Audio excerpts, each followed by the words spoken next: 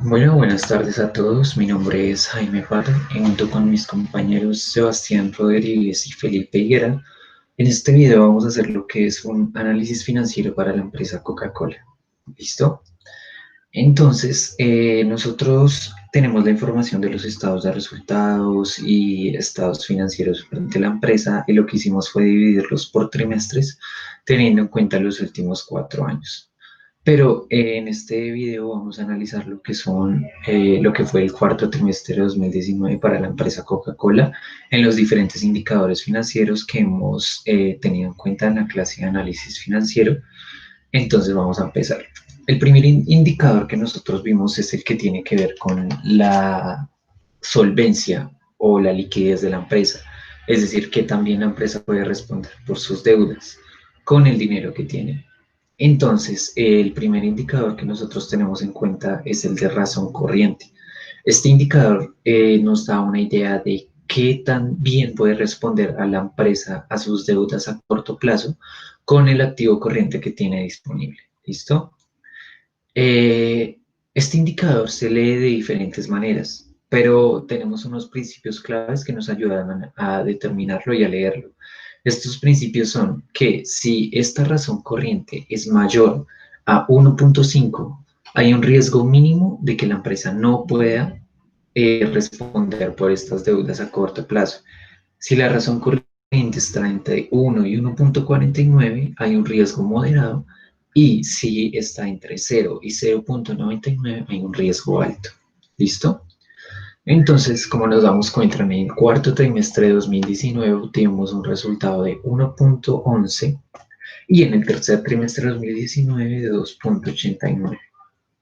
Quería mostrarles lo que era una comparación entre el cuarto trimestre de 2019 y el tercer trimestre de 2019, porque como ustedes saben, las ventas de Coca-Cola se incrementan demasiado en lo que es el cuarto trimestre de cada año por el tema de Navidad, festividades y demás. Entonces, esto nos daría una idea de por qué se baja tanto este indicador, ¿cierto? Porque puede que las deudas crezcan o porque puede que el dinero que poseemos en el activo corriente se reduzca por este nivel de producción más alto que necesitamos para este último trimestre, ¿cierto? Listo.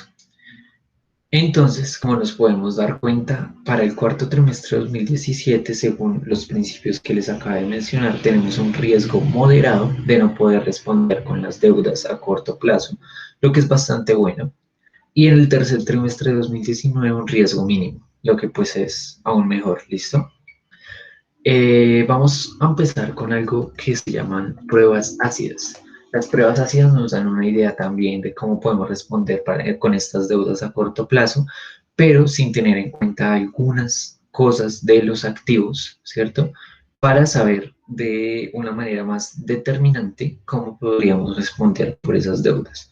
La primera es la prueba ácida de inventarios. Lo que hacemos es tomar los activos corrientes y quitarle todo lo que son los inventarios, ¿cierto? Y hacer la misma división entre esos activos, restándole los inventarios sobre el pasivo corriente. ¿Listo? Esto para tener una idea del indicador sin tener en cuenta los inventarios. Como podemos ver, para el cuarto trimestre de 2019 nos da un valor de 0.9, que pues como ya se los había mencionado, sería un riesgo alto, pero estaría pues en la frontera con un riesgo moderado, lo que pues no nos está diciendo que la empresa esté mal, sino que de pronto la empresa tiene un dinero bastante específico en el tema de inventario, ¿cierto? Es de pronto un dinero bastante alto. O sea, de pronto el activo corriente está representado en un porcentaje bastante alto por inventarios, ¿cierto? Y para el tercer trimestre de 2019 también podemos ver esa diferenciación en los indicadores, es decir, que disminuye un poco. Y para el tercer trimestre de 2019 estuvo en un riesgo moderado. La prueba ácida de deudores es exactamente como la anterior, pero teniendo en cuenta inventarios y no teniendo en cuenta la cuenta de deudores. ¿Listo? Como nos damos cuenta, acá incrementa un poco. Es decir, acá nos podemos dar cuenta que la parte de inventarios es mayor a la parte de deudores en esta empresa. Y para el cuarto trimestre de 2019 nos da un valor de 1,11, que pues es riesgo moderado, y para el tercer trimestre 1,59, también riesgo moderado. Por último, tenemos la privacidad de deudores e inventarios, que es quitándole al activo corriente ambas cuentas, la cuenta de inventarios y la cuenta de deudores. En este caso, ambas nos dan en un riesgo alto que puede ser reflejado de pronto por el tema de cómo la empresa hace sus inversiones, pero no nos está diciendo que la empresa está mal económicamente ni nada de eso. Solo nos está haciendo una idea de que la parte de la manera en la que está compuesto el activo corriente, teniendo en cuenta deudores e inventarios, es bastante alta. Luego tenemos un indicador que es el capital de trabajo neto corriente. Este indicador simplemente tiene que ser positivo porque es la diferencia que hay entre el activo corriente y el pasivo corriente. Entre mayor sea el activo corriente con respecto al pasivo corriente, mejor. En este caso, pues es bastante bueno. Por último, tenemos el días de inventario básico defensivo. Los días de inventario básico defensivo, pues nos dan una idea de si a hoy la empresa deja de tener ingresos, deja de tener ningún tipo de utilidad, deja de recibir dinero, ¿cuánto tiempo por el activo que tiene, por la plata que tiene, puede seguir operando con normalidad? Entonces, esto nos da en días. La empresa a cuarto trimestre de 2019, si deja de recibir ingresos, puede trabajar normalmente 346 días, que es casi pues los días productivos del año, ¿cierto? Entonces es bastante bueno saber que una empresa puede trabajar un año sin tener ningún tipo de ingreso. Esto nos da una idea de que también está la empresa y pues en este caso Coca-Cola, como nos damos cuenta, está bastante bien. Esos serían todos los indicadores de liquidez o solvencia y más adelante vamos a seguir con otros indicadores más. Muchas gracias.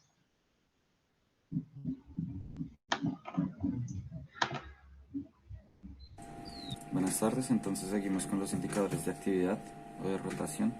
Entonces empezamos por la rotación de inventarios, que pues a través de los trimestres se tiene un control de 32 a 39 veces más o menos, que se renuevan las existencias de materia prima para cada trimestre, pues para poder estar reabastecidos para cualquier emergencia y pues para las ventas que hacen como tal, pues a promedio en cada trimestre. En la rotación de proveedores vemos que hay muchos altos y bajos, pues que se deben pues a los diferentes cambios de temporada que sufre pues el producto, la compañía en las ventas, y que Coca-Cola también se puede ver que es una compañía muy reconocida y tiene gran oferta de proveedores y de clientes, entonces a veces se puede dar el lujo de negociar con estos el pago y el recaudo de sus operaciones. El ciclo de operación se ve que viene de manera estabilizada en más o menos 35 días en que la empresa tarda en cumplir con el proceso de la producción y venta, y pues es un buen número ya que más o menos en un tercio del periodo pues ya se recoge otra vez lo que se invirtió en materia prima para sacarlo como el producto final. En el ciclo efectivo tenemos que es negativo, y pues esto se debe a que el pago de proveedores se realiza pues después de cobrar las ventas, pero pues eso no tiene nada de malo. En la cantidad de trabajo operacional vemos que está entre 3.000 y 4.000 millones, que son los que la empresa requiere pues para poder operar. En esta actividad se tiene que la empresa trata de normalizar por 1.000 millones de pesos en sus activos, que pues directamente vienen del capital, que sería el capital neto.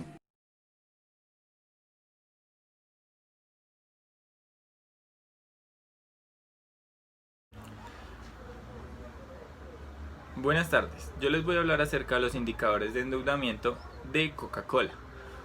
Los indicadores de endeudamiento tienen como objetivo medir la participación de acreedores sobre la financiación de la empresa, es decir, que se determina un riesgo y ese riesgo nos indica o nos da una idea de qué tan conveniente es para la empresa tomar una nueva deuda. Para analizar los indicadores de endeudamiento, empezaremos con el nivel de endeudamiento. Para calcular el nivel de endeudamiento tomamos el total pasivo y lo dividimos en el total activo, el cual nos dará un resultado en unidad porcentual. Ahora, se tiene que Entre menor sea el nivel de endeudamiento, es decir, que entre más activos poseamos para cubrir las deudas, es beneficioso para la empresa. En este caso, en el cuarto trimestre del 2019, el nivel de endeudamiento es de 49,7%, es decir, que es menos del 50% por décimas, lo que quiere decir que la empresa Coca-Cola se encuentra en un equilibrio. Ahora, hablaremos acerca del endeudamiento financiero. Este indicador, para hallarlo, debemos tomar las obligaciones financieras y dividirla entre las ventas netas. Y este indicador nuevamente nos dará en unidad porcentual. Y este resultado nos dará a conocer qué tanto obtenemos de las ventas netas para poder cubrir nuestras obligaciones financieras. En este caso, nos dio un porcentaje del 113,49%. Es decir, que nos da qué tan solvente es la economía de la empresa para poder pagar las obligaciones financieras, como son préstamos, intereses y demás. Tercer indicador, impacto a la carga financiera. Este indicador lo obtenemos al dividir gastos financieros entre las ventas netas. Y este indicador se encuentra en unidad porcentual. En este caso, desde el cuarto trimestre del 2019, obtenemos un resultado del 113,49%, es decir, o nos indica que los gastos financieros representan el 113,49%, es decir, que de las ventas hay que destinar un 113,49% para cada trimestre para pagar los gastos financieros. Cuarto indicador, cobertura de interés. Para hallar este indicador tomamos la utilidad operacional y lo dividimos entre los gastos financieros. Lo que nos indica este indicador es una idea de qué tanto sería el margen para adquirir un nuevo crédito. En este caso tenemos un porcentaje del 384,15% y eso nos indica que tenemos al final de la operación para responder con los gastos financieros, y se tiene como regla que si es mayor del 1% podemos adquirir un nuevo crédito. Como quinto indicador tenemos la concentración de endeudamiento a corto plazo. Este indicador lo hallamos al dividir el pasivo corriente entre el pasivo total. Este resultado nuevamente se encuentra en unidades porcentuales. Ahora bien, en este caso, en el cuarto trimestre del 2019, tenemos un porcentaje del 39,8%. Esto nos indica que en un 39,8% las deudas que se tienen son a terceros a corto plazo. Ahora bien, también tenemos los indicadores de leverage y estos se dividen en tres. El primero, el leverage total, lo hallamos al dividir el pasivo total sobre el patrimonio.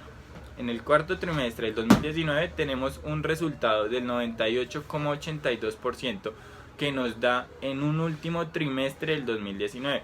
Sabemos que el porcentaje del capital de los socios comprometido con terceros como acreedores, proveedores, entre otros. Segundo indicador, leverage a corto plazo. El leverage a corto plazo lo hallamos al dividir el pasivo corriente sobre el patrimonio. Y este resultado en el cuarto trimestre nos da un 39,33% del último trimestre del año 2019. Al interpretar este resultado nos damos cuenta de qué tan comprometido está el capital de los socios con las deudas a corto plazo. El leverage financiero lo hallamos al dividir obligaciones financieras sobre patrimonio. Este nos da un resultado del 45,10% que nos indica o nos da a conocer qué tan comprometido está el capital de los socios con las obligaciones financieras. Entonces seguimos con los indicadores de rentabilidad. Empezamos con el margen bruto, que pues lleva un promedio del 45% más o menos en la ganancia bruta de la empresa. El margen operacional vemos que pues a través de cada periodo va subiendo su valor, que es el rendimiento de los activos operacionales de la empresa, y va alcanzando un 15%. En el margen EBITDA vemos que tiene unos buenos números y cada periodo va subiendo, lo que pues nos hace pensar en un proyecto de inversión, pero pues sin tener en cuenta los gastos financieros y fiscales. Podría ser rentable, pero pues la rentabilidad final pues lo que lo da en sí es pues dependes del financiamiento, de la amortización, de la depreciación pues, que pueda tener la empresa. En el margen neto se ve que pues al paso de cada trimestre no se ha podido estabilizar, teniendo muchos altos y bajos entre estos. El ROE vemos que tiene un promedio del 22%, pues que es la rentabilidad de la empresa sobre sus propios fondos. Por parte del ROA vemos que en los primeros periodos empezó pues bajo, pero pues a mediados del 2018 hacia acá vino aumentando y pues aumentó esa gran devolución producida con respecto al capital social. Y pues lo mismo pasó con el ROI, empezó bajo pero después sí fue aumentando. Entonces pues eso son las ganancias a través de las inversiones, que pues por eso mismo el margen EBITDA nos dice que es bueno y nos aconseja un tipo de proyecto de inversión en la empresa. Bueno, ahora hablaremos acerca del costo promedio ponderado de capital, el WACC, que se utiliza para descontar los flujos de caja futuros a la hora de valorar un proyecto de inversión.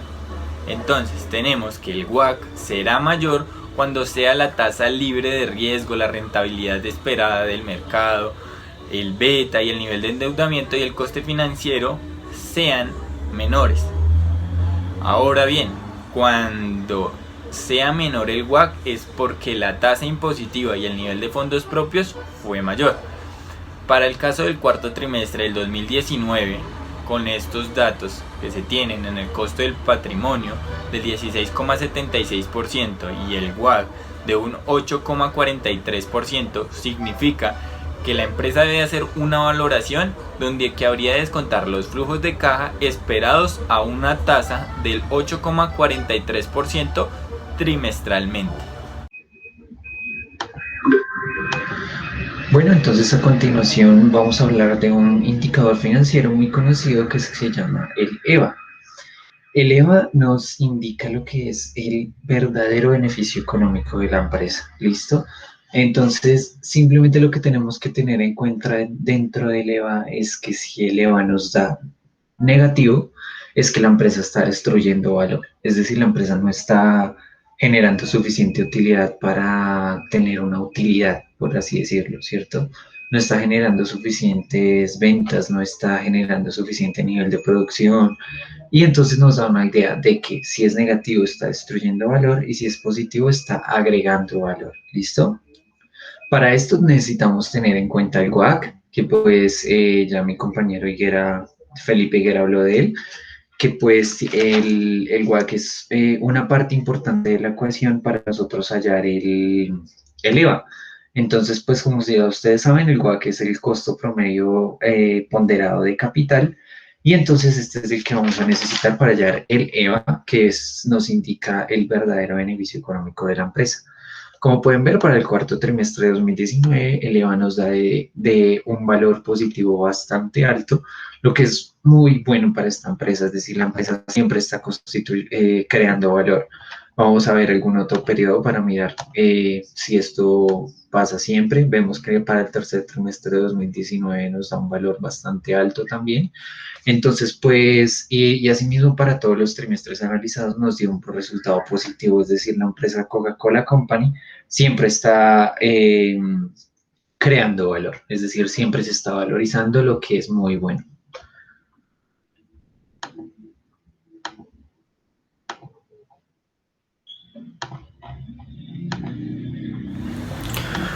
Bueno, ahora hablaremos acerca del estándar Ampur 500, que incluye las 500 empresas más representativas de la bolsa neoyorquina, y la importancia de este índice junto con el Dow Jones es que juegan en la plaza financiera más importante del planeta. Ahora bien, al realizar todas nuestras descargas en el Yahoo Finance de los trimestres que queremos sacar, pues sacamos el logaritmo natural del estándar Ampur 500, el logaritmo natural del ABH, sacamos nuestra gráfica. Nuestra gráfica nos arroja una función lineal que es de y igual a 0,3837x menos 0,0029, y este nos arroja una r cuadrado. Este r cuadrado en este caso nos da un 0,0046. Lo que significa el R cuadrado es la efectividad del modelo. En este caso, como lo mencionaba, tenemos una efectividad del 0,0046 y eso lo multiplicamos por el 100% que nos da 0,46%, lo que nos indica que es una efectividad demasiado mala. Pero, por ejemplo, si fuera nuestro R cuadrado un 80%, un 90%, pues ese sería nuestro beta. Y pues recordemos que si nuestro beta es mayor a 1, significa que es más riesgoso invertir en ese sector. Y si es menor a 1, el riesgo es muy mínimo. En teoría, prácticamente invertir en Coca-Cola es muy bueno. Ahora bien, empezamos a sacar nuestro beta apalancado. Y nuestro beta apalancado nos da un 0,384, lo cual significa que es muy bueno, o sea que el riesgo que tienen las empresas que tienen deuda y está por debajo de 1, o sea que es muy bueno. También tenemos que el beta no apalancado es de un 27,7%, lo que indica que Coca-Cola es una de las compañías donde es muy beneficioso invertir dinero. Ahora bien, lo hicimos también por el método de Damodaran. En Damodaran, las bebidas suaves es de el 0,5%. Y sacamos nuestro beta apalancado teórico como tal, global de todas las empresas. Como anteriormente mencionaba, solo lo hicimos respecto al sector. Ahora lo haremos general por el método de Damodaran. De igual forma nos da un 0,78%. Eso significa que aún sigue estando por debajo de ese 1. O sea que en teoría sigue siendo muy bueno invertir en Coca-Cola. Bueno, en este apartado vamos a hablar de un indicador muy importante que es el Z de Allman. Este indicador nos da una idea de qué también está en la empresa, qué tan bueno es invertir en ella, entonces lo que hace este indicador es que divide la empresa, divide cada trimestre en 3 zonas. Una de ellas es la Safe Zone, que pues obviamente es zona segura, la Gray Zone, que es la zona gris, es decir, una zona intermedia, y la Distress Zone, que es pues una zona mala, ¿cierto? Según el indicador. Acá tenemos todos los trimestres, lo valoramos desde el primer trimestre de 2017 hasta el cuarto trimestre de 2019, y según este indicador del Z de Allman, para el primer trimestre de 2019 la empresa estuvo en una Distress Zone, para el segundo trimestre de 2017 en una Gray Zone, para el tercer trimestre de 2017 en una Gray Zone, para el cuarto trimestre de 2017 en una Gray Zone también, para el primer trimestre de 2018 en una Distress Zone y todos los demás trimestres del 2018 fueron en Gray Zone. El primer trimestre fue Distress Zone, segundo trimestre de 2019 Distress Zone y para el tercer trimestre de 2019 tuvimos una Gray Zone, siendo para el cuarto trimestre de 2019 una Distress Zone. Como ustedes se dan cuenta, la empresa siempre está variando entre lo que es la Distress Zone y la Gray Zone. Esto también nos da una idea de cómo la empresa está haciendo sus inversiones, ¿cierto? Nosotros sabemos que Coca-Cola es una empresa que está muy bien económicamente, así como ya lo hemos evaluado en los demás indicadores. Entonces podemos determinar que nos da estos resultados por la forma en la que la empresa Coca-Cola hace sus inversiones.